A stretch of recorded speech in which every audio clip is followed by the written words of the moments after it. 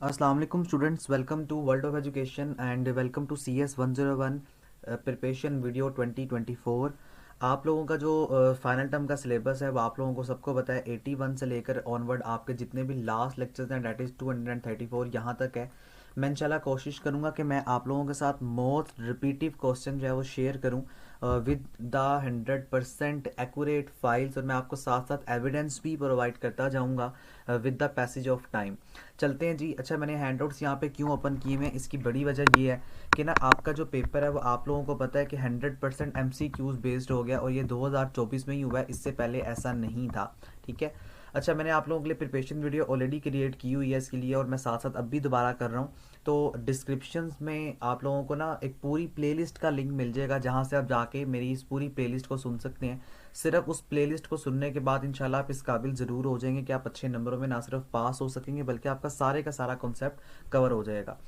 अच्छा देखिए, यहाँ पे ना आप लोगों ने हैंडआउट से क्या तैयारी करनी है। अगर आपके पास टाइम है तो हैंडआउट से ना आपने वायरस की डेफिनेशन को एक दफ़ा देखना है कि वायरस एक ऐसा सॉफ्टवेयर होता है जो आपको आपके कंप्यूटर के अंदर इंसर्ट होता है और आपके कंप्यूटर को, आपकी मशीन को नुकसान पहुंचा देता है। एक और बात मैं आपको यहाँ पे मजीद क्लियर कर दूं कि ना इसकी फाइल्स अभी भी कोई नई नहीं है। आपका सिलेबस 2020 के अंदर चेंज हो गया था, तो आप लोगों ने कोशिश यही करनी है कि आप लोग ये जो आपके क्विज़ेज़ हैं यहाँ से तैयारी करें। कोई अगर आपको फ़ाइल मिलती है तो उससे प्रिपेयर ना करें खुदारा, उससे आपका कोई पेपर रिपीट नहीं होगा। क्वेश्चन देखते हैं जी, उसके बाद इंशाल्लाह वक्तन फ़वक्तन आगे हम इसको फर्दर डिटेल डिस्कशन करेंगे इसकी। देखिए, कहता है कि सोफिस्टिकेटेड पैकेज डिज़ाइन किया जाता है primary for the software engineering environment is known as. आपने बताना है कि ऐसा पैकेज जो कि सोफिस्टिकेटेडली डिज़ाइन किया जाता है किसी भी प्राइमरी सॉफ्टवेयर इंजीनियरिंग के लिए, उसे क्या कहते हैं? That is IDs, IDES, IDs कहा जाता है उसको। उसके आगे the set of instruction in a computer language, ये बहुत इंपॉर्टेंट क्वेश्चन है, बहुत दफ़ा रिपीट हो चुका है। This is the important question, इसको आप राइट कर लें। और मैंने ना इसकी अपनी एक फ़ाइल जनरेट की हुई है जो कि मोस्ट रिपीटिव क्वेश्चन है। इन क्वेश्चंस के बाद इंशाल्लाह आपको वो फाइल्स भी नज़र आएगी मेरी इसी वीडियो में। तो ऐसे सेट ऑफ इंस्ट्रक्शंस आपके कंप्यूटर लैंग्वेज में जो कि आपको डिज़ायर्ड रिजल्ट देते हैं, उसे क्या कहते हैं? उसे प्रोग्राम कहते हैं। आपको पता है आपका सारे का सारा पेपर कंसिस्टेंट होगा आपके MCQs के ऊपर। तो आप लोगों ने इस तरह की डेफिनेशंस को, अगर आप हैंडआउट्स पढ़ रहे हैं तो अच्छे तरीके से स्टडी कर लेना है। ठीक है। तो प्रोग्राम क्या होता है? ऐसा प्रोग्राम होता है या सेट ऑफ इंस्ट्रक्शंस होता है प्रोग्राम जो आपको आपकी मर्जी का आउटपुट प्रोवाइड करता है। नेक्स्ट वन जनाब, प्रोसीजरल नॉलेज इज़ लर्निंग। हाँ, ये भी बहुत इंपॉर्टेंट क्वेश्चन है कि जो प्रोसीजरल नॉलेज होता है वो कैसे लर्न करते हैं, कि हाउ हम कैसे काम करेंगे। तो ये आपके पास एक वर्ड है जो कि आपके एज इट इज़ हैंडआउट से उठ के आ गया। तो how is the right option. ठीक है। उसके आगे फर्दर देखें, 5 more 2, ये बहुत इंपॉर्टेंट क्वेश्चन है और मैं आपको इसका एक डीपली कॉन्सेप्ट दूंगा। अब यहाँ पे ये ज़रूरी नहीं है कि आपने ना मतलब इसी तरह के, अब आपका नंबर चेंज हो सकता है, जैसे 7 mod 3।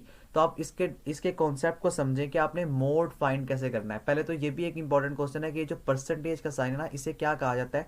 मोस्टली बच्चे यहाँ पे गलत लगा के आते हैं कि परसेंटेज नहीं है, ये मोड है, MOD, मोड। इसे आप कैसे फाइंड करते हो? देखो, अब आप देखो, फर्ज करो आप यहाँ पे 2 अंदर, 2 बाहर रखेंगे और 5 आप अंदर रखेंगे। तो देखें, 2 2 4। ठीक है, 5 में से 4 के तो आपके पास आंसर आ गया 1। तो जो भी आपका रिमाइंडर बचता है वो आपका आंसर कहलाता है आपके मोड का। जैसे अगर मैं कहूँ ना कि 5 mod 2 ये किसके बराबर है, तो इसका आंसर आएगा 1। तो देखो यहाँ पे जो राइट ऑप्शन है इसने गलत लगाया हुआ है, ये 2 नहीं है। इस तरह की फाइल्स होती हैं जो कि आपको गलत नंबर दे देती हैं या गलत आंसर देती हैं। तो ये 1 है। ठीक है, ये बाय मिस्टेक जिन्होंने भी लगाया है गलत लगाया हुआ है, यहाँ पे आंसर 1 आएगा क्योंकि 2 2 4। तो देखो 5 में से 4 को माइनस करो तो आंसर 1, माइनस करेंगे तो ये 1 आ जाएगा। मैंने ना साथ साथ अपनी पूरे लेक्चर में यानी इस पूरी वीडियो में आपको एविडेंस आपके हैंडआउट से दिखाया है ताकि आपको क्लियर हो जाए कि वर्ल्ड ऑफ एजुकेशन के ऊपर आपको 100% एक्यूरेट आंसर्स मिलते हैं। तो 1 इसका यहाँ पे राइट ऑप्शन है, 2 नहीं आएगा। ठीक है जी। उसके आगे फर्दर देखिए आप, तो अनडू स्टेटमेंट कमांड, ये भी बहुत इंपॉर्टेंट है। मैं आपको इंशाल्लाह वक्तन फवक्तन या at the end of the video मैं आपको कुछ शॉर्टकट कमांड्स बताऊंगा, वो आप लोगों ने ज़रूर याद कर लेनी है। ये बात याद रहे स्टूडेंट्स कि आपका 50% जो पेपर होता है ना वो आपका पूछा जाता है आपके MS वर्ड से। ठीक है जी, MS एक्सेल से। MS एक्सेल के फार्मूलाज आते हैं और मैं आपको भी आगे खोल के भी दिखा देता हूँ। और इसके अलावा आपके कुछ एल्गोरिदम से पूछे जा रहे होते हैं, तो इंशाल्लाह अभी इसको वक्तन फवक्तन देखते हैं। तो अनडू जो कमांड होती है ना, ये कौन सी कमांड होती है? Ctrl+Z की। ठीक है जी। अनडू का मतलब क्या होता है कि आप उसको बैक कर दें। जैसे देखो मैं आपको यहाँ पे कुछ भी करके दिखाता हूँ, या हम इसका प्रैक्टिकल कर लेते हैं छोटा सा एक, ताकि आपको समझ आ जाए कि आपने किस तरीके से काम करना है। देखिए जी, हम वर्ड को ओपन करते हैं। सबसे पहले हम वर्ड को एक दफ़ा समझ भी लेते हैं, ठीक है। अब आप देखो यहाँ पे मैं कुछ भी लिखता हूँ, जैसे मैं लिखता हूँ वर्ल्ड ऑफ एजुकेशन, ठीक है जी। अब हम ज़रा इसको थोड़ा सा बड़ा कर लेते हैं। अब यहाँ पे क्या काम कर रहे हैं ये देखें, और मैं इसको आपके लिए थोड़ा सा बड़ा मजीद कर देता हूँ। देखो मैंने वर्ल्ड ऑफ एजुकेशन लिखा, मैं कंट्रोल जी प्रेस करूँ, ये देखो अब मैंने जैसे जैसे इसको बड़ा किया था, देखो इसका मतलब है अनडू। अनडू का मतलब कि वो काम वापस कर दो जो काम आपने किया। तो अनडू का मतलब होता है कंट्रोल प्लस जी, ये इसकी शॉर्ट कमांड है।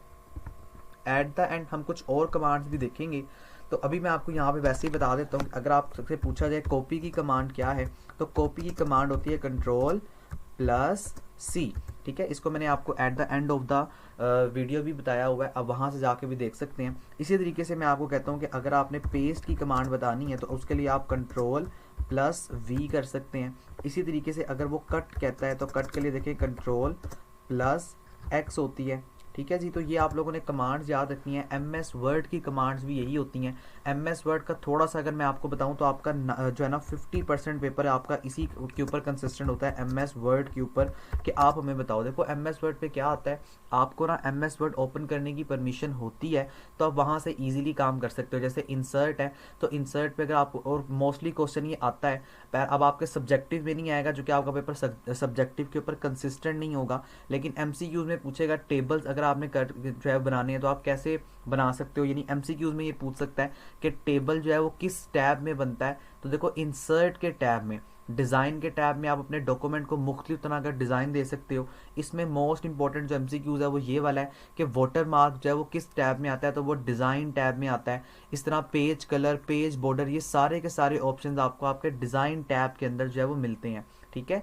तो आप लोगों ने एम एस वर्ड ओपन कर लेना, ये आपको हेल्प करता रहेगा जब भी आप अपने पेपर को सॉल्व आउट करेंगे।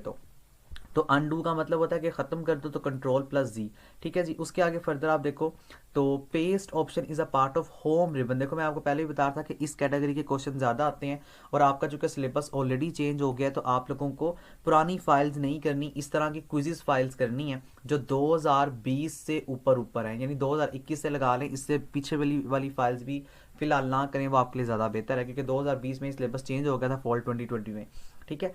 Paste option is a part of home ribbon group. जो पेस्ट ऑप्शन है, जिस मैंने आपको बताया, जिसकी शॉर्टेस्ट कमांड है कंट्रोल प्लस वी, कहते हैं कि पार्ट ऑफ रिबन है ग्रुप। इससे क्या कहते हैं, क्लिप बोर्ड में। याद रहे जब भी आप कंट्रोल सी करते हैं, जैसे आप देखो मैं यहाँ पे कोई भी चीज़ कॉपी करता हूँ ना, जैसे वर्ल्ड ऑफ एजुकेशन, मैंने इसको सेलेक्ट किया, हाँ ये भी आपकी एक शॉर्ट कमांड है which is very important as well. अगर आपने ऑल डेटा सेलेक्ट करना है, ठीक है, ऑल डेटा अगर आप सेलेक्ट करना चाहते हो, तो सेलेक्ट करने के लिए जो सारा कुछ होगा वो आपके पास कंट्रोल प्लस ए हो जाएगा। इसको याद रखना, ये पेपर में एज इट इज पूछ लेता है। कमांड्स वैसे बेसिक कमांड्स ये 3 है, जिसको हम इंशाल्लाह at the end of the video भी एक दफ़ा डिस्कस करेंगे। बट ये जो है ना ऑल डेटा सेलेक्ट, अगर आपने सारा डेटा सेलेक्ट करना है तो आप कंट्रोल ए करें। जैसे मैं अपने कीबोर्ड से कंट्रोल ए करूँ, देखो ऑल डेटा मेरा सेलेक्ट हो गया, ठीक है। तो ये वाली कमांड्स आप लोगों ने याद रखनी है। अच्छा, कीबोर्ड की बात कर रहे थे, अगर मैं ये कहता हूँ कि अगर मैंने इसको कॉपी करना है, तो देखो मैं इसको सेलेक्ट करूंगा और मैं कंट्रोल सी, सी का मतलब कॉपी कर लिया डेटा। तो जब मैं अपने डेटा को कॉपी करता हूं, तो ये मेरा डेटा क्लिप बोर्ड के अंदर कॉपी होता है, ठीक है। तो अब हम इसको जब पेस्ट करते हैं, तो देखो ये मेरा डेटा कंट्रोल वी से पेस्ट हो गया और ये क्लिप बोर्ड के अंदर कॉपी किया जाता है। इस बात को आप लोगों ने याद रखना है कि आपका जो डेटा होता है हमेशा कहाँ पे कॉपी होता है या कहाँ पेस्ट होता है, वो क्लिप बोर्ड से पेस्ट हो रहा होता है, ठीक है जी। उसके आगे देखें तो easy access to online health centre is because. अच्छा, कहता है कि क्यों हम लोग इजीली ना ऑनलाइन हेल्थ सेंटर को एक्सेस कर सकते हैं, ये किसने किया है हमें, हमारे लिए। तो देखें जी, इसका ऑप्शन देखो तो easy access to online health centre हम लोग एक्सेस कर सकते हैं कंप्यूटर साइंस की वजह से, आर्टिफिशियल इंटेलिजेंस की वजह से, आर्टिफिशियल एजेंट की वजह से, या डेटाबेस की वजह से। देखो यहाँ पे डेटाबेस इसका जवाब नहीं है। आप लोग इजीली एक्सेस कर सकते हैं ऑनलाइन हेल्थ सेंटर को is because of computer science. तो ये इसका राइट ऑप्शन है, ये डेटाबेस इसका ऑप्शन नहीं है, ये इन्होंने गलत मार्क किया हुआ है, ठीक है। कंप्यूटर साइंस इसका राइट ऑप्शन है। क्योंकि हम इसको एक दफ़ा ज़रा हैंडआउट से फाइनलाइज करते हैं, क्योंकि मैंने आगे जो अपने जो स्क्रीनशॉट्स आपके लिए कलेक्ट किए हैं ना, जो मैंने खुद क्विज़ेस को सॉल्व किया है विद एविडेंस, उसमें मैंने साथ साथ आपको एविडेंस भी दिखाया है। मैं आपको इसका भी दिखाता हूँ कि इन्होंने ये गलत मार्क किया हुआ है, अगर मुझे ये हैंडआउट से मिलता है तो चलते हैं हैंडआउट्स की स्क्रीन पे। ये देखें आपका मॉड्यूल नंबर 177 है, which is very important module. देखो कहता है पॉजिटिव इम्पैक्ट किसके हैं, कंप्यूटर साइंस के। तो easy help to access online centre, ये किसकी वजह से पॉसिबल हुआ, कंप्यूटर साइंस की वजह से। ठीक है, तो कंप्यूटर साइंस आपका राइट ऑप्शन है, ये डेटाबेस आपका राइट ऑप्शन नहीं है। द नेक्स्ट वन जनाब, if you want to link two sections of a same document we generally use, hyperlink, reference, bookmarks, cross. अब यहाँ पे ये नहीं हो सकता। देखो अगर इफ यू वांट, अगर आप चाहते हो कि आप दो सेक्शन को सेम डॉक्यूमेंट के एक्सेस कर लो, तो आप हाइपरलिंक्स को यूज करते हो। क्रॉस रेफरेंस नहीं हो सकता, रेफरेंस नहीं हो सकता, और बुकमार्क का डॉक्यूमेंट से कोई ताल्लुक नहीं होता। तो हाइपरलिंक जो है इसका राइट ऑप्शन है। ठीक है जी, आप हाइपरलिंक ही लगाएंगे अगर आप चाहते हैं कि दो सेक्शंस को आप लोग एज इट इज डॉक्यूमेंट के अंदर सेव कर लें, तो आप हाइपरलिंक के साथ इसको ज्वाइन करवा सकते हैं। हाइपरलिंक ये राइट ऑप्शन। बहुत इंपॉर्टेंट देखें जी, रीडू, कंट्रोल प्लस वाई, ये आपके पास एक और जो है वो कमांड है, ये होती है रीडू। रीडू का मतलब है दोबारा करो। ठीक है, हम जरा इसको प्रैक्टिकल इंप्लीमेंट करके देखते हैं। मैं कंट्रोल प्लस वाई क्लिक करता हूं, तो ये देखो इसने रीडू किया, जो मैंने चीज कॉपी की थी ना उसने मुझे दोबारा करके दे दी। अब जैसे देखो मैं इसको कॉपी करता हूं, ठीक है, और इसको यहाँ पे पेस्ट कर रहा हूँ। अब मैंने ये पेस्ट किया, तो रीडू का मतलब दोबारा करो। मैं कंट्रोल वाई करता हूँ, ये देखो उसने मुझे दोबारा पेस्ट कर दिया, तो इसे कहा जाता है रीडू। ठीक है जी, ये कमांड्स याद रखिएगा, कमांड्स बहुत इंपॉर्टेंट है, कमांड्स पेपर में पूछी जाती हैं। Control plus Y is use, हम किस लिए यूज करते हैं, रीडू करने के लिए यूज करते हैं। और कंट्रोल प्लस जी, ये दोनों आपस में एक दूसरे के ऑपोजिट हैं। इसका मतलब होता है अनडू, यानी नहीं करो, और कंट्रोल वाई का मतलब है दोबारा करो। फिर पेज सेटअप ग्रुप, जो पेज सेटअप ग्रुप करेंगे किस रिबन में, एमएस वर्ड के पेज लेआउट में। देखो रिबन क्या होता है, रिबन की जो मैंने आपको भी दिखाया ना पेज के अंदर जाके, दिस वन, इसको हम एमएस वर्ड में ओपन कर लेते हैं, जैसे ये है, इसको हम लोग रिबन कहते हैं, जैसे इंसर्ट, डिजाइन। तो देखो वो क्या कह रहा है आपको, वो यही पूछ रहा है कि ये जो एमएस वर्ड है इसमें जो पेज सेटअप ग्रुप है ये किस रिबन में है, तो ये पेज लेआउट में है। ये देखो ये आपके पास पेज लेआउट है। अब इस पेज लेआउट पे वो आपसे क्या पूछ रहा है कि पेज सेटअप ग्रुप। अभी देख लेते हैं क्या हमें पेज सेटअप ग्रुप मिलता है। तो आप देखो यहाँ पे आपको कोई ऑप्शन मिलेगा सेटअप करने का। ठीक है, तो ये जो आपको टैब नजर आ रहा है इसे हम लोग यहाँ पे नाम देते हैं आपके हैंडआउट्स के अकॉर्डिंगली रिबन। ठीक है जी, किस रिबन में होता है, वैसे इसको टैब कहा जाता है, बट इसको एमएस वर्ड जो है वो इस तरह से नाम देता है रिबन के नाम पे। अब यहाँ पे आपने क्या जो है वो करना है, आपने यहाँ पे पेज सेटअप ग्रुप देखना है। चलें जी इसको फाइंड करते हैं। तो स्टूडेंट्स आप यहाँ पे देखो, देखो ये लिखा हुआ है लेआउट टैब में पेज सेटअप। मैं इसका छोटा सा स्क्रीनशॉट लेके आपको पेस्ट करके दिखा देता हूँ ताकि आपको समझ आए कि हम लोग क्या बात करें। ये देखें ये पेज सेटअप लिखा हुआ है। ठीक है, तो ये जो पेज सेटअप है ये आपको लेआउट के अंदर मिल रहा है। हम इसका एक दफ़ा स्क्रीनशॉट राइट कर लेते हैं। ठीक है, दोबारा देखें, ये देखो यहाँ पे आपको क्या बता रहा है, ये आपके पास लेआउट का टैब है और यहाँ पे देखो पेज सेटअप आ रहा है। तो ये किस टैब में आ रहा है, ये ना अपने एमएस वर्ड खोलने की आपको परमिशन होती है, तो आप लोग खोल के इजीली इसको राइट आउट कर सकते हैं, इसमें कोई रिस्ट्रिक्शन नहीं होगी आपके पास। ठीक है जी, तो आप लोगों ने इस तरीके से अपने नंबर्स को देख लेना है और अपने चीज़ों को मेंशन करना है। तो यहाँ पे पेज लेआउट जो है ये राइट ऑप्शन ही है। उसके आगे देखो, तो आप file what is normally stored as a separate file on the same mass storage device on the। अब देखो ये एक सिंपल सी लाइन है, इसमें ऐसा समझाने वाला कोई काम नहीं है। कहता है अ फाइल, ऐसी फाइल जो कि इंडेक्स के लिए नॉर्मली स्टोर की जाती है और इसे इंडेक्स फाइल ही कहा जाता है। तो यही इसका राइट ऑप्शन है। द नेक्स्ट वन जनाब, a dash is a description of only that portion of the database pertinent to a particularly userly need। क्या कहता है कि what is the description of only that portion of a database. आपने ऐसा database का portion बताना है जो कि डिस्क्रिप्शन है एक खास पर्टिकुलरली यूजर के नीड, तो वो आपके पास सब स्कीमा होती है। ठीक है, सब स्कीमा वो डिस्क्रिप्शन होती है जो आप एक ख़ास तौर पे पर्टिकुलरली लोगों के लिए राइट करते हैं। तो सब schema is the right option. चलिए जी, अब मैं आपको लेके चलता हूँ अपने अपनी उसके ऊपर, जो मेरी अपनी फाइल है, जो मेरी अपनी क्रिएशन है। Let's go to that file. Start करते हैं। असेंबली लैंग्वेज के अंदर जो हमारे पास इंस्ट्रक्शंस होती हैं, जिस तरह मूव है, पेपर में ये भी पूछा जा सकता है मूव किसके लिए यूज होता है, तो आपको पता है मूव यूज होता है मूव करने के लिए from point A to point B. इस तरह ऐड हम यूज करते हैं किसी भी दो चीज़ों को प्लस करने के लिए। इंपॉर्टेंट कॉन्सेप्ट देखें, ये है ए प्लस बी। ये जो प्लस होता है ना इसको हम ऑपरेटर कहते हैं। ठीक है, प्लस को ऑपरेटर का नाम दिया जाता है और जो ए होता है इसको हम ऑपरेंड कहते हैं। तो ये जो होते हैं ना मूव, ऐड, सब्ट्रैक्ट, मल्टीप्लाइड, इसको हम ऑप कोड कहते हैं असेंबली लैंग्वेज में। आगे जाके आप पढ़ेंगे असेंबली लैंग्वेज की किताब, तो इसको क्या कहा जाता है, ऑप कोड कहा जाता है। तो इसका जो राइट ऑप्शन है ये ऑप कोड है। ठीक है, मैं आपको इसका एविडेंस दिखा देता हूँ ताकि आपको यकीन हो जाए कि मैंने खुद सॉल्व किए थे आपके लिए, मैंने जो है वो ये रख लिए थे और ये मोस्ट रिपीटेड है। आप ये कह सकते हैं कि मैंने बहुत ज़्यादा क्विज़ सॉल्व किए थे, उसमें से जो मोस्ट रिपीटेड एमसीक्यूज थे वो मैं आपके लिए सेव कर लिए ताकि आप लोगों के साथ वो बाद में प्रिपरेशन वीडियो के तौर पे शेयर किया जाए। तो देखें ऑप कोड यहाँ पे इसका राइट ऑप्शन देखो, ऑप कोड जो यहाँ पे राइट ऑप्शन कंसिडर किया जाएगा। ओके नेक्स्ट पे चलते हैं। अच्छा जी, ये तीनों इंपॉर्टेंट है, 12 दफ़ा पेपर में पूछे गए हैं आपसे पहले भी जब आपका सिलेबस अपडेट हुआ था। देखें जी इसमें क्या है, which of the following symbol is used to represent Boolean operators, ये जरा आपने याद रखने हैं, तीनों मैं आपको बताऊंगा। एंड को आप शो करते हैं इस तरह से, यानी कि डबल एंड इस तरह से, याद रहे ये एक बुलियन ऑपरेटर है, यानी कि इसके लिए दोनों 1 अगर होंगे तो आपके पास आउटपुट 1 आएगा। ठीक है, ये आपके पास 1 है ना, अब इसमें दोनों अगर 1s होंगे तो आउटपुट 1 आएगा, अगर 1 0 होगा तो आउटपुट यहाँ पे 0 होगा। तो आपने ये बात याद रखनी है कि इसके लिए ज़रूरी है कि दोनों इनपुट का ट्रू होना ज़रूरी है। एक होता है एंड, एक होता है और का जो साइन होता है ना वो इस तरह का होता है, ये वाला, ये देखो ये वाला पहला, ये और का साइन है, पेपर में कोई भी आपसे पूछा जा सकता है। ठीक है, ये और का है। इस तरह ये जो फिक्टोरियल का साइन होता है ना, फिक्टोरियल का साइन बेसिकली नॉट का साइन होता है, मैं यहाँ पे लिख रहा हूँ इसको। नॉट का मतलब ये होता है कि ये एक यूनरी ऑपरेटर है, यूनरी का मतलब सिंगल ऑपरेटर है। कैसे, अगर मैं आपसे कहता हूँ नॉट 1, देखो आपके पास सिर्फ दो ही जो है वो नंबर्स हैं 1 और 0, मैं आपसे कहता हूं नॉट 1, तो इस नॉट 1 का मतलब है कि this will be equal to 0, मैं कहता हूं नॉट 0, इसका मतलब है 1, तो ये बेसिकली एक यूनरी ऑपरेटर है। ठीक है, तो ये बूलियन अलजेब्रिक ऑपरेशंस हैं, एंड ऑपरेटर, और ऑपरेटर और नॉट ऑपरेटर, ये आपने तीनों याद रखने हैं, पेपर में तीनों मस्ट पूछे जाते हैं। ये देखें, ये इसका एविडेंस है, ज़्यादा बड़ा हो गया है, ये देखो ये इसका एविडेंस है जो मैंने आपके साथ शेयर कर दिया।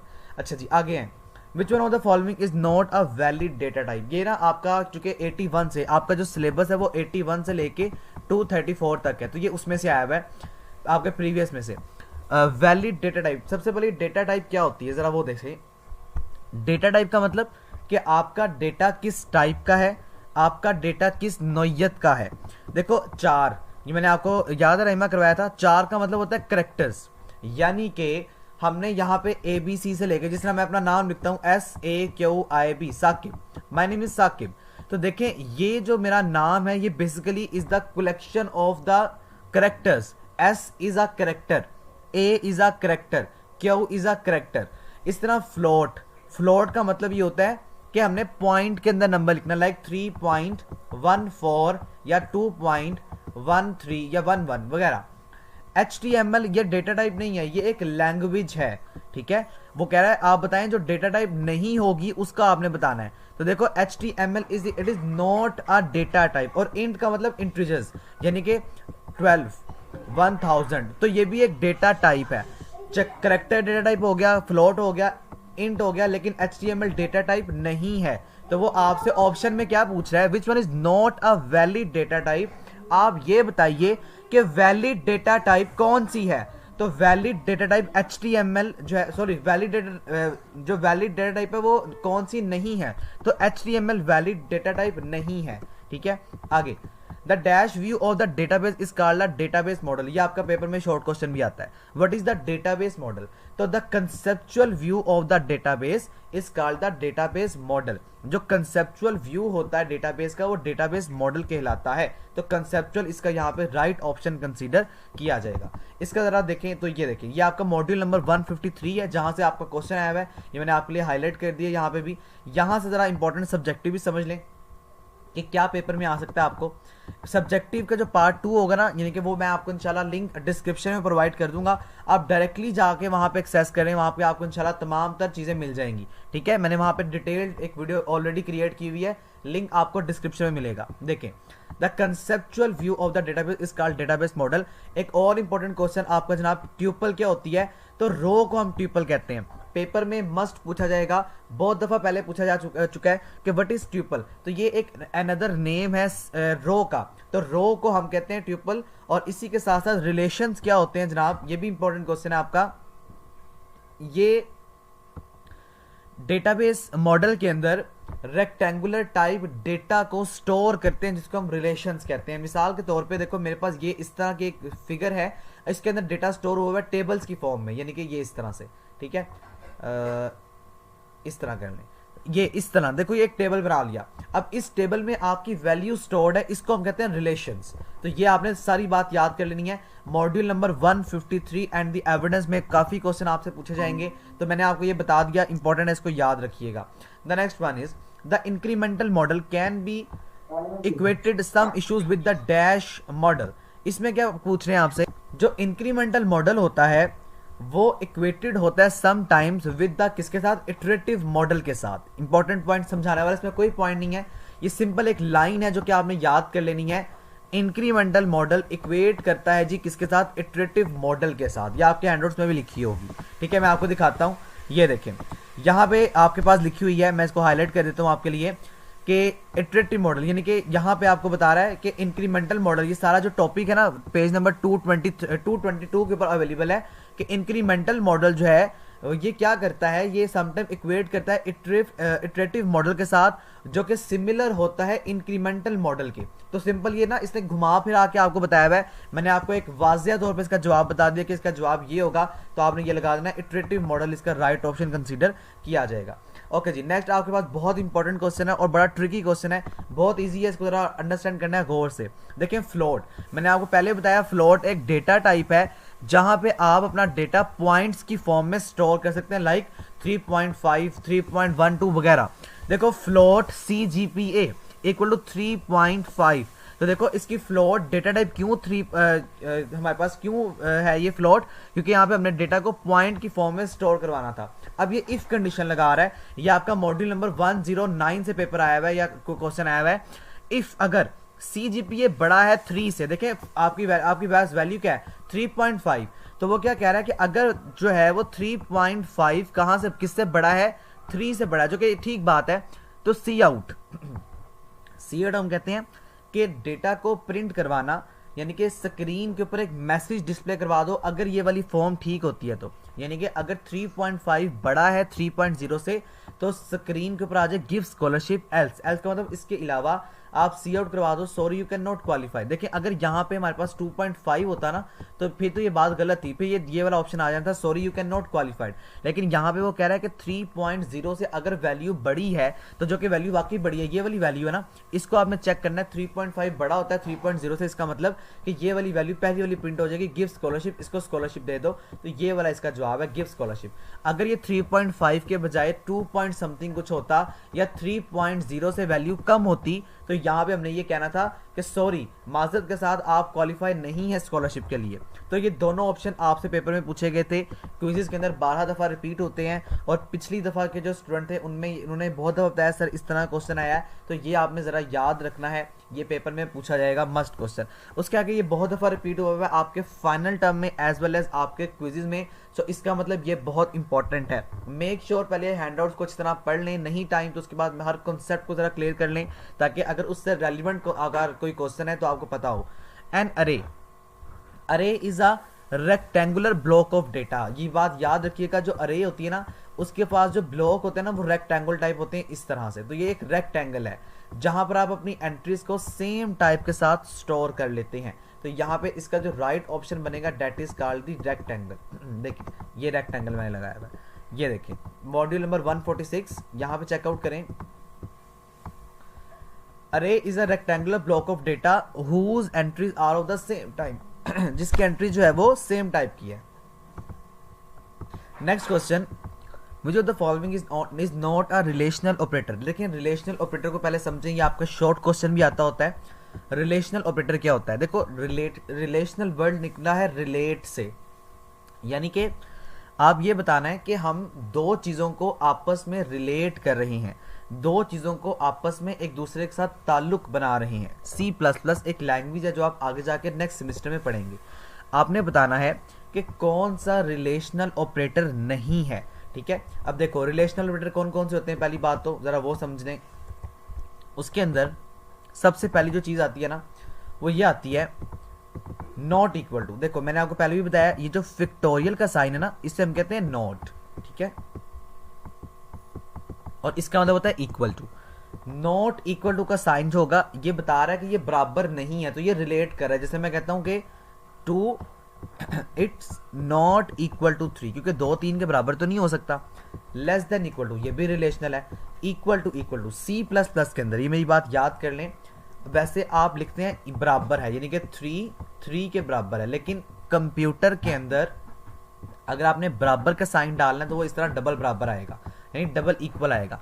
इसे कंप्यूटर एक्सेप्ट करेगा इक्वल, इसे एक्सेप्ट नहीं करेगा। पेपर में ये भी पूछा जाता है। तो आपने बताना है कौन सा रिलेशनल ऑपरेटर नहीं है, तो ये वाला नहीं है, क्योंकि ये जो परसेंटेज का साइन होता है ना, इसको हम कहते हैं मोड। और मोड कैसे लिया जाता है, पेपर में ये भी आता है, एमसीक्यूज में शायद आगे आया होगा, मैं आपको वहां पे भी बताऊंगा, लेकिन मैं आपको वैसे ही बता दूं।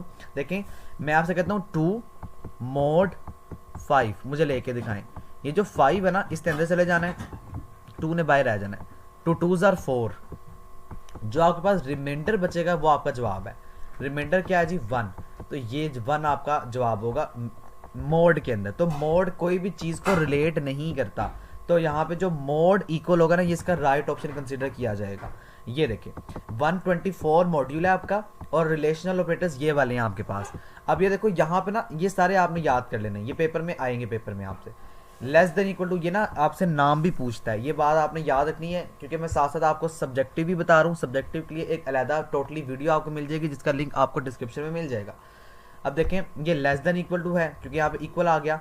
इस तरह ये ग्रेटर देन और ग्रेटर देन इक्वल टू। अब ये देखो इक्वल टू, जो मैंने अभी आपको बताया, ये पेपर में सबसे ज़्यादा पूछा जाता है, क्योंकि फिक्टोरियल है, तो ये नॉट इक्वल टू। तो ये सारे पेपर में मस्ट पूछे जाएंगे, इसको आपने याद कर लेने हैं, मॉड्यूल नंबर 146। ओके, नेक्स्ट देखें जी, ये आपका शॉर्ट क्वेश्चन मस्ट है। ओके, विच सॉफ्टवेयर, कौन सा software testing refer to the test that do not reply on knowledge of the software interior composition. बताएं कौन सी ऐसी टेक्निक है जो कि सॉफ्टवेयर के इंटीरियर कंपोजिशन के नॉलेज को नहीं रखती। देखिए, इंटीरियर का मतलब है, जैसे देखो ये आप इस टाइम मेरी इस वीडियो को देख रहे हो, फर्स्ट करो आप ये वीडियो यूट्यूब पे देख रहे हो, या आप लाइव क्लास अटेम्प्ट कर रहे हो, तो लाइव क्लास के अंदर आप सिर्फ इंटरफेस देख रहे हैं, मैंने जो आपके साथ स्क्रीन शेयर की हुई वो स्क्रीन आप देख रहे हैं, लेकिन इसके अलावा ये वर्किंग कैसे करता है, प्रॉपर कैसे वर्क किया जा रहा है, वो आपको नहीं पता, ना मुझे पता, ना आपको जानने की ज़रूरत है। तो ये ब्लैक बॉक्स टेस्टिंग है, सिंपल जवाब। ब्लैक बॉक्स टेस्टिंग को नॉलेज, इंटीरियर नॉलेज का जो है वो नॉलेज नहीं होता हमारे सॉफ्टवेयर का, तो ब्लैक बॉक्स टेस्टिंग, ये देखिए ये इसका प्रूफ है। Black box testing which refer to test to do, इसका मतलब है कि आप टेस्ट करो कुछ ना कुछ, ठीक है। यानी कि ब्लैक बॉक्स टेस्टिंग, आपको नाम से पता लग रहा है कि टेस्ट करो सॉफ्टवेयर ठीक चल रहा है। ये रिलाई नहीं करता नॉलेज के ऊपर, क्योंकि इसका काम है टेस्ट करना, इसका काम नहीं है ये कि ये इंटीरियर कंपोजिशन को जाने या सॉफ्टवेयर कैसे बना, किस तरह वजूद में है, ये ब्लैक बॉक्स टेस्टिंग का काम नहीं है। ब्लैक बॉक्स टेस्टिंग का काम ये है कि आपके इंटीरियर को, आपके सॉफ्टवेयर को टेस्ट करना, क्या ये ठीक काम कर रहा है।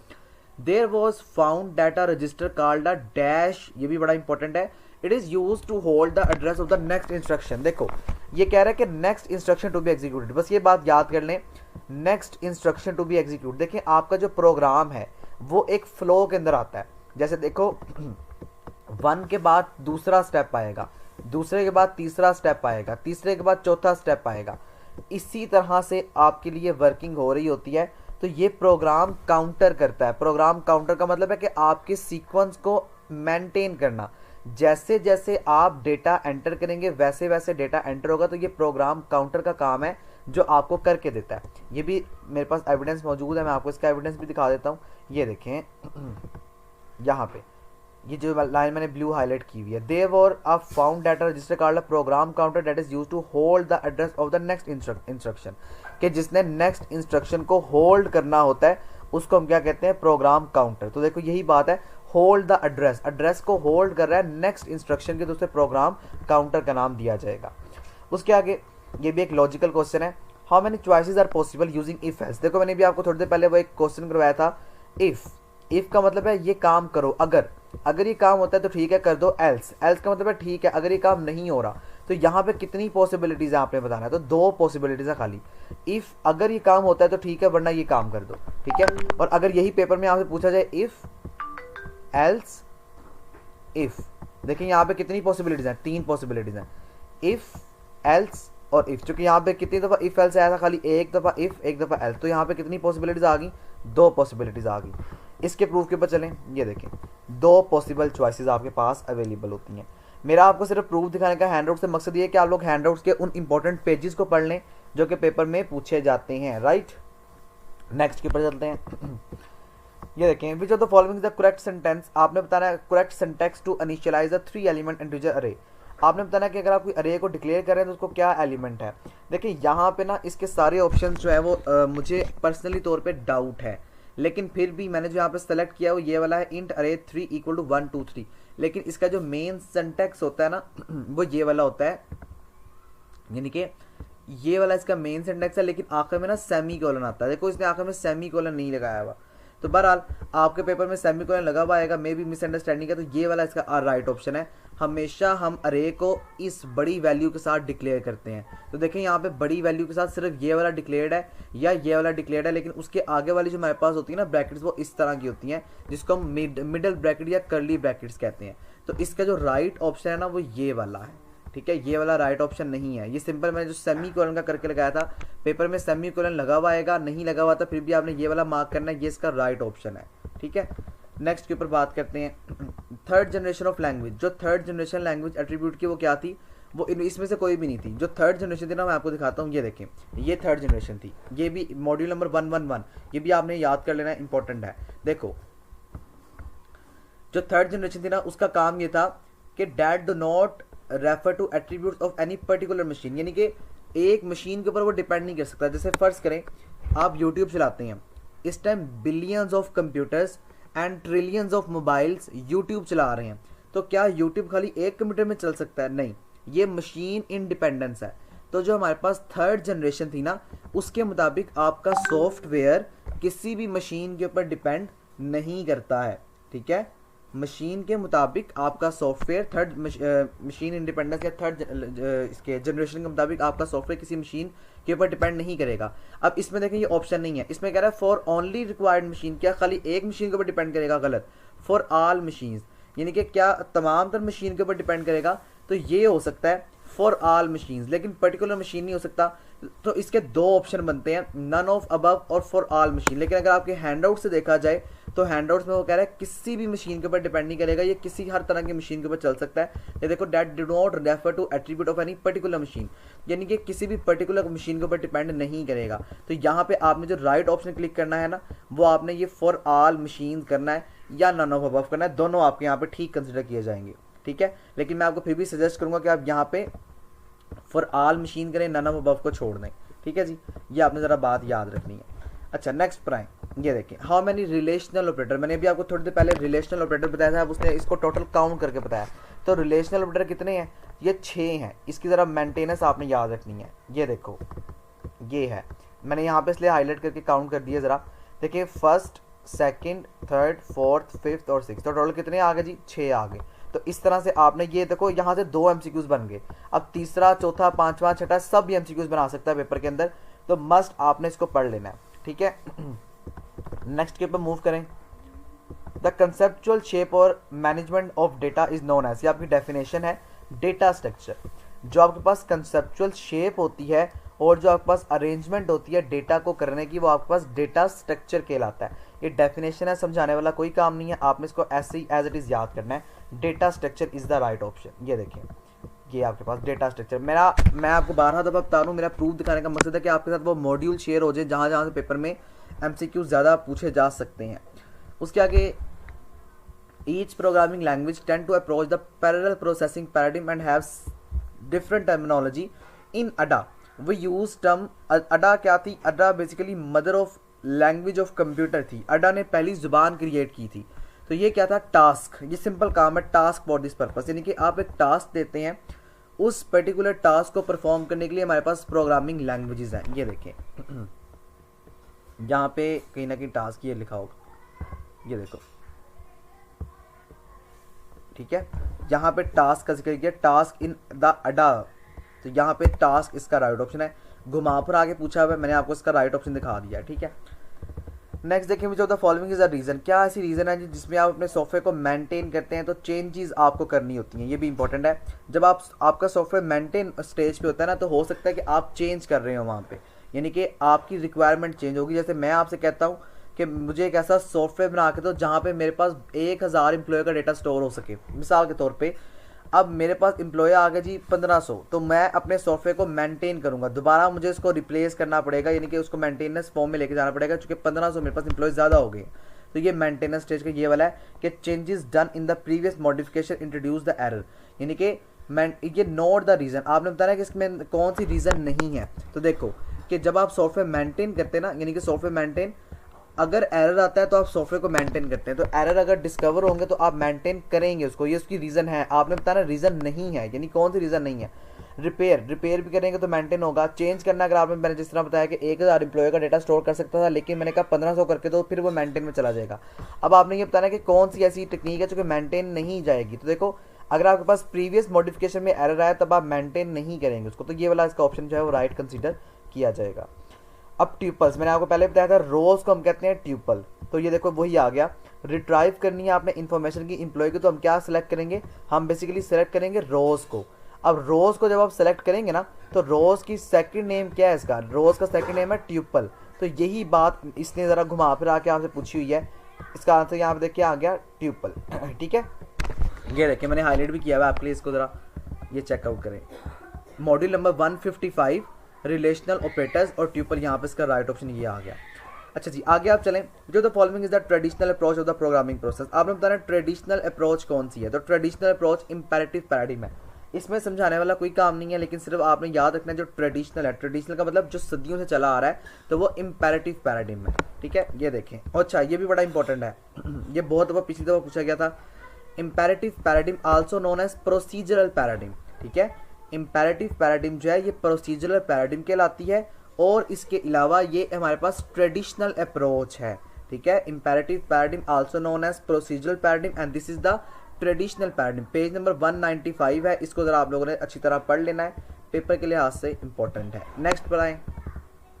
Okay, the links between dash, आपने बताना जो लिंक्स होते हैं बिटवीन ऑब्जेक्ट्स, चूंकि ऑब्जेक्ट ओरिएंटेड डेटाबेस की बात हो रही है, तो यहाँ पे ऑब्जेक्ट्स आएंगे। ठीक है, इसमें भी समझाने वाला काम नहीं है, ये सिंपल एक वर्ड है। जहाँ पर ऑब्जेक्ट ओरिएंटेड डेटाबेस आएगा ना, वहाँ पर आप ऑब्जेक्ट्स की बात करेंगे। ऑब्जेक्ट कौन होता है, ऑब्जेक्ट मैं हूँ, ऑब्जेक्ट आप हैं, जिसके बारे में आप डेटा को स्टोर कर सकते हैं, जिसके बारे में आप डेटा लिख सकते हैं, हर वो चीज़ आपके लिए ऑब्जेक्ट कहलाती है। तो यहाँ पे देखें, क्योंकि ऊप की बात यानी कि ऑब्जेक्ट ओरिएंटेड डेटाबेस की बात हो रही है, तो यहाँ पे हम ऑब्जेक्ट की बात करेंगे। ये देखें, द लिंक्स बिटवीन ऑब्जेक्ट्स, यानी कि ऑब्जेक्ट्स के दरमियान जो लिंक होता है ऑब्जेक्ट ओरिएंटेड डेटाबेस में, वो नॉर्मली हम मेंटेन करते हैं। अच्छा, ये भी आपका आ सकता है डेटाबेस मैनेजमेंट सिस्टम से, एक ये वाला एमसीक्यूज बन सकता है, और जो ऑब्जेक्ट मैंने आपको बताया वो बन सकता है। ठीक है, तो दोनों चीज़ें आपने अपने माइंड में रखनी है। पेज नंबर 262 के ऊपर ये अवेलेबल है। आगे देखो, इसने वही वाला क्वेश्चन रिपीट करके दिया हुआ, लेकिन जरा इसने फंक्शनैलिटी को चेंज कर दिया। जरा इसको गौर से समझना है कोड को, ताकि किसी तरह का भी कोड अगर आपके पेपर में आए तो आपको पता हो। ये भी ना आपके जो है ना इसके अंदर 100 मॉड्यूल में से आया हुआ है, कहीं ना कहीं से 100 से या 101 से, ये इस तरह की चीज़ें वहाँ पे लिखी हुई हैं, क्योंकि आपका सिलेबस 80 से लेके 234 तक है, तो वहाँ से चीज़ें आपसे पूछी जा रही हैं। ये जो आपकी प्रिपरेशन वीडियो है, ये बेसिकली 81 से लेके 234 तक डिपेंड करती है। ठीक है, अब उसमें जो मोस्ट रिपीटेड क्वेश्चन 2023 में आपसे पूछे गए हैं, वो चीज़ें आपको यहाँ पे बता रहा है, चूँकि आपका सिलेबस अपडेटेड है, तो कोई दूसरी फाइल्स आप लोगों ने नहीं करनी है। देखो, इंट सम इक्वल टू 14, सम को 14 है। अब देखो, ये वैल्यूज ने दे दी कि वैल्यू क्या है, 14 है। अगर सम, यहाँ पे लगा रहा है कि अगर सम, इसका मतलब क्या है, लेस देन। जहां पर भी ये खुला हुआ होगा ना मुंह, उसका मतलब ग्रेटर देन है। देखो, सम की वैल्यू थी 14, तो 14 लेस देन है 20 से, तो प्रिंट कर दो अंडर। अगर सम बड़ा है, देखो सम क्या 20 जो है वो छोटा है 14 से, तो ये गलत हो जाती है, ये वाला मामला गलत है। इसका मतलब अंडर यहाँ पे इसका आंसर आएगा। तो यहाँ पे इसका जो राइट ऑप्शन बनेगा क्या बनेगा, डेफिनेटली अंडर। तो ये देखिए मैंने अंडर मार्क किया हुआ है, तो अंडर इसका यहाँ पे राइट ऑप्शन जो है वो बन जाएगा। ठीक है, उसके आगे एक बेसिक डेफिनेशन है जी, इस डेफिनेशन में देखें, dash paradigm, task of programmer is to develop a precise problem statement rather than the designing algorithm. देखिए वो क्या कह रहा है, ऐसा पैराडिग्म जिसके अंदर आप जो है वो अपनी प्रॉब्लम को डिज़ाइन करते हैं, उसके डेवलप करने के बजाय, तो उसको क्या कहते हैं, उसको डिक्लेरेटिव पैराडिग्म कहते हैं। बेसिकली डिक्लेरेटिव पैराडिग्म के अंदर आप अपनी प्रॉब्लम को डिज़ाइन करते हैं, यानी कि आप अपनी प्रॉब्लम को प्रिसाइज करते हैं उसको डिज़ाइन करने के बजाय। ठीक है, तो डिक्लेरेटिव पैराडिग्म इसका राइट ऑप्शन। मॉड्यूल नंबर 113 से क्वेश्चन आया हुआ है, ये देखें डिक्लेरेटिव पैराडिग्म। ठीक है, नेक्स्ट पे अ पैराडिम वर्क्स ऑन ऑब्जेक्ट। देखो मैंने पहले कहा था जब भी ऑब्जेक्ट की बात होगी तो वहां पे object oriented paradigm, object oriented database और ऑब्जेक्ट ओरिएंटेड लैंग्वेजेस की बात होगी। तो देखिए यहाँ पे इसका ऑब्जेक्ट ओरिएंटेड पैराडिम, क्योंकि यहाँ पे हम ऑब्जेक्ट्स की बात कर रहे हैं। ऑब्जेक्ट कौन है? मैं ऑब्जेक्ट हूँ, आप ऑब्जेक्ट हैं, जो कि आपके बारे में डेटा कलेक्ट किया जा सकता है। आपका नेम, आपका फादर नेम, आपका एम्प्लॉय आईडी, आपकी यूनिवर्सिटी की आईडी, आपकी क्वालिफिकेशन, तो हर वो चीज़ जिसके बारे में आप इंफॉर्मेशन को इकट्ठा कर सकते हैं वो ऑब्जेक्ट कहलाता है। तो यहाँ पे देखें ऑब्जेक्ट ओरिएंटेड पैराडिम इसका राइट ऑप्शन है। ये देखें जी, according to the Google object oriented paradigm, right. Next देखो व्हाट डज SDLC, बहुत इंपॉर्टेंट क्वेश्चन है आपका ये वाला, पेपर में बहुत दफा पूछा जा चुका है। SDLC स्टैंड फॉर, आपने बताना इसका क्या मतलब है। देखें S for software, D for development, L for life और C फॉर साइकिल, यानी सॉफ्टवेयर डेवलपमेंट लाइफ साइकिल। ये देखें ये वाला सॉफ्टवेयर डेवलपमेंट लाइफ साइकिल, ये आपका बहुत इंपॉर्टेंट सवाल है, पेपर में बहुत दफा पूछा जा चुका है। Okay, question repeated. ये देखें, ये मैंने आपको एविडेंस दिखा दिया है ताकि हर बंदा श्योर हो जाए कि मैंने जो खुद पर्सनली तौर पे पेड क्विजेज किए हैं वो 100% एक्यूरेट है, ताकि आपको ये वो क्वेश्चन है जो कि मोस्टली रिपीटेड है। यानी कि मैंने कोई तकरीबन 15 से 16 क्विजेज किए थे, उसमें जो मोस्ट रिपीटेड क्वेश्चन है वो मैंने आपके लिए सेव कर लिए थे। ये देखें सॉफ्टवेयर डेवलपमेंट लाइफ साइकिल इसका राइट ऑप्शन है। अब उसके आगे देखो जनाब, ये भी बड़ा इंपॉर्टेंट है आपके लिए, बहुत दफ़ा ये भी रिपीट हुआ था क्विजेज में, 2023 में 12 दफ़ा आया हुआ था। ट्रेडिशनल डेवलपमेंट फेज, जो कि लाइफ साइकिल जिसके अंदर इंक्लूड नहीं है। देखें ट्रेडिशनल डेवलपमेंट यानी कि जो सबसे पहली डेवलपमेंट थी, जब आप सॉफ्टवेयर यानी सदियों में से जो चला आ रहा है ना, उसके अंदर मेंटेनेंस नहीं थी। आपने यही चीज़ बतानी है, यानी जो सदियों से चीज़ चलती आ रही है वो चीज़ इसके अंदर शामिल नहीं है। देखो इम्प्लीमेंटेशन भी शामिल है, डिज़ाइन शामिल है, टेस्टिंग शामिल है, लेकिन मेंटेनेंस बाद में आया है। तो मेंटेनेंस सदियों से नहीं चला आ रहा, ये अपडेटेड टेक्निक्स है। तो मेंटेनेंस इसका राइट ऑप्शन है, ठीक है। उसके आगे under dash paradigm a program is viewed as an entity that accepts input and produce output. आपने ये बताना है कि ऐसी कौन सी पैराडिम है जो कि इनपुट को लेती है और आपको आउटपुट जनरेट कर देती है। तो ये हमारे पास फंक्शनल पैराडिम है। फंक्शनल पैराडिम का काम ये होता है कि इनपुट लेना और आउटपुट को प्रोड्यूस करना। तो यही बात यहाँ पे पूछ रहा है, एक्सेप्ट इनपुट, इनपुट को एक्सेप्ट करना और आउटपुट को प्रोड्यूस करना। तो ये फंक्शनल पैराडिम का काम होता है। तो functional paradigm is the right option. ये देखें मॉड्यूल नंबर 114 फंक्शनल पैराडिम, ठीक है। उसके आगे देखें, अच्छा ये देखें आपका क्वेश्चन रिपीट हो गया। मैंने आपको पहला क्वेश्चन यही करवाया था, इंस्ट्रक्शन लाइक मूव और add are called as opcode. तो यहाँ पे ऑप कोड इसका राइट ऑप्शन है, ठीक है। उसके आगे देखो जी कंट्रोल कपलिंग, ये भी आपका शायद 130 समथिंग से आया हुआ है। जब आप इंटर मॉड्यूल को कपलिंग की फॉर्म में मॉड्यूल के अंदर कंट्रोल करते हैं एग्जीक्यूशन का, तो इस फंक्शन को हम क्या कहते हैं? Control coupling. मैं आपको दिखाता हूँ आपके हैंडआउट से, अच्छा नहीं दिया हुआ, बहरहाल इसका कंट्रोल कपलिंग था। मैंने शायद हैंडआउट से मैं आपके लिए प्रूफ लेना भूल गया, लेकिन कंट्रोल कपलिंग इसका राइट ऑप्शन है। गूगल से वेरीफाइड है, लेकिन कंट्रोल कपलिंग यहाँ पे आएगा। कंट्रोल कपलिंग का मतलब है कि कपलिंग को कंट्रोल करना। कपल्स बने होते हैं हमारे पास, उनको कंट्रोल करना होता है। और जब हम उसको कंट्रोल नहीं करेंगे तो हमारे पास नुकसान उसका ये होगा कि अगर मुझे एक मॉड्यूल में चेंज करना है तो वो सारा सॉफ्टवेयर चेंज हो जाएगा, इसलिए कंट्रोल करना बहुत ज़रूरी है। Incremental model can be equated sometimes with the dash model. देखिए जी इंक्रीमेंटल मॉडल जो होता है ना, ये इक्वेटेड होता है समटाइम वाटरफॉल मॉडल के साथ, ठीक है। इंक्रीमेंटल मॉडल इक्वेटेड होता है समटाइम वाटरफॉल मॉडल के साथ। ओके, यहाँ पे देखें next one, under dash paradigm, किस पैराडिम के अंदर अब program is viewed as an entity. ये भी मैंने आपको करवाया फंक्शनल पैराडिम के अंदर, ठीक है। ये देखें, अच्छा जी आगे देखें कंट्रोल कपलिंग। ये देखो, ये मैंने आपको बताया था 135 से, यहाँ पे मैंने दूसरे एविडेंस में लिया हुआ है। ये देखो यहाँ पे one is control coupling. Control coupling का है कि जब आपके मॉडल्स पास होते हैं तो हम उसकी एग्जीक्यूशन को कॉल करते हैं। जो मैंने आपको बता दिया कि कंट्रोल करना कपलिंग को इसीलिए ज़रूरी है कि अगर मुझे अपने सॉफ्टवेयर के एक हिस्से में चेंज करना है तो मेरा पूरा कंट्रोल हो जाएगा, यानी पूरा सॉफ्टवेयर चेंज हो जाएगा, क्योंकि हमने कपलिंग की हुई है। कपलिंग से मुराद हमारे पास डेटा एक दूसरे के साथ गैदर हुआ है, इकट्ठा हुआ है, ठीक है। तो ये कंट्रोल कपलिंग इसका यहाँ पे राइट ऑप्शन आ जाएगा। उसके आगे सारे क्वेश्चन आपके ओवरऑल रिपीटेड हैं। अच्छा जी ये देखें, मैंने आपसे पूछा, आपको बताया था ना कि रैशनल ऑपरेटर में आपसे equal to, less than equal to, not equal to, ये साइन सब पूछे जाएंगे पेपर में। तो ये देखो यहाँ पे एक आया हुआ है सी प्लस प्लस में सिंबॉलिक में इक्वल टू का साइन कौन सा है? मैंने आपको पहले भी बताया कि सी प्लस प्लस में या कंप्यूटर की जुबान में इक्वल टू का साइन ये वाला है जो डबल इक्वल टू का है, ठीक है। तो यहाँ पे देखें इसका राइट ऑप्शन क्या होगा, डबल इक्वल टू।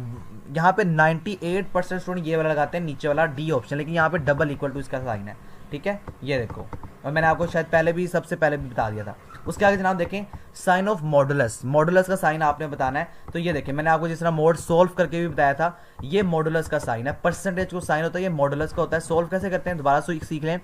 जो रिमाइंडर होगा ना वो इसका जवाब है, 2 2 ज़ा 4, तो इसका रिमाइंडर 1 है, तो 1 इसका बेसिकली आंसर कंसीडर किया जाएगा, ठीक है। उसके आगे जनाब ये देखें which one of the following symbol is use to assignment operator in Ada. आपने बताना कि अडा के मुताबिक असाइनमेंट ऑपरेटर कौन सा था, तो उसके मुताबिक असाइनमेंट ऑपरेटर कॉलन और इक्वल टू ये वाला था। अडा एक मदर ऑफ लैंग्वेज है जिसने सबसे पहली प्रोग्रामिंग लैंग्वेज क्रिएट की थी, लिखी थी। उसके मुताबिक असाइनमेंट ऑपरेटर ये वाला था जो मैंने आपको बताया, लेकिन इसमें भी कॉलन है और इक्वल है, तो ये है। ये देखें यहाँ पे आया हुआ होगा what is assignment operator in अडा। अडा के मुताबिक असाइनमेंट ऑपरेटर बता दें। ये देखें कॉलन और इक्वल कैन नॉट बी ओवरराइडन, ये ओवरराइड करना ये आगे जाके हम पढ़ेंगे इसको। बहरहाल ये देखें ये है ओवरराइड और ओवरलोड फंक्शन आपके नेक्स्ट सेमेस्टर्स में आएंगे, वहाँ पर इंशाल्लाह मैं आपको डिटेल्ड गाइडलाइन जो है प्रोवाइड कर दूंगा। उसके आगे देखें a dash the collection whose entries have a hierarchical organization similar to that of an organization chart of the typical company। तो ये बेसिकली आपके पास ट्री डेटा स्ट्रक्चर है, तो सिंपल या ट्री इज अ कलेक्शन, इसमें समझाने वाला कोई काम नहीं है। मॉड्यूल नंबर 148 ये देखें a tree is a collection, तो यहाँ पे ट्री इसने ऑप्शन बना के दिया हुआ है, ये आपने लाइन है जो कि सिर्फ याद कर लेनी है, ठीक है जी। उसके आगे the simplest form, very important question students, simplest form of अरे इज कॉल्ड या it is the one dimensional अरे। देखें जी यहाँ ज़रा दो इंपॉर्टेंट क्वेश्चन समझ लें। जो सिंपलेस्ट फॉर्म होती है ना अरे की, वो हमारे पास वन डायमेंशनल अरे है, और अगर मल्टी डायमेंशनल अरे हो तो ये दोनों क्वेश्चन आते होते हैं। मल्टी डायमेंशनल अरे हम कहते हैं 2 डायमेंशनल अरे को, ठीक है। बस दो ही फॉर्म है, 1 डायमेंशनल अरे और 2 डायमेंशनल अरे। 1 डायमेंशनल अरे को सिंपलेस्ट फॉर्म कहते हैं और 2 डायमेंशनल अरे को मल्टी डायमेंशनल कहते हैं।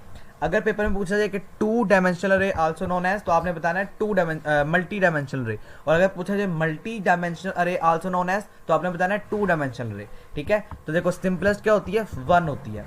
ये देखें simplest form called a 1 dimensional अरे। यहाँ से देखो 1 डायमेंशनल अरे जिसको हम लीनियर अरे भी कहते हैं, ठीक है। तो ये बात आपने ज़रा याद रखनी है, ओके। उसके आगे विच of the following is incorrect scenario of shopping cart design, ये मैंने आपको यहाँ से दिखाता हूँ। देखिए ये शॉपिंग कार्ड है 231 के ऊपर अवेलेबल है।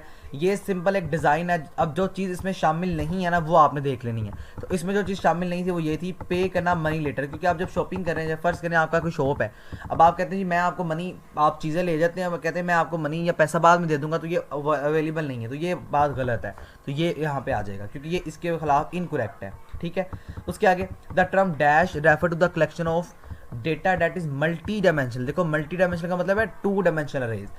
इंटरनेट या internal link between it entries make the informational assembly from a variety of the perspective. तो यहाँ पे डेटाबेस आएगा, जो कि डेटाबेस की डेफिनेशन है, इसको याद कर लें।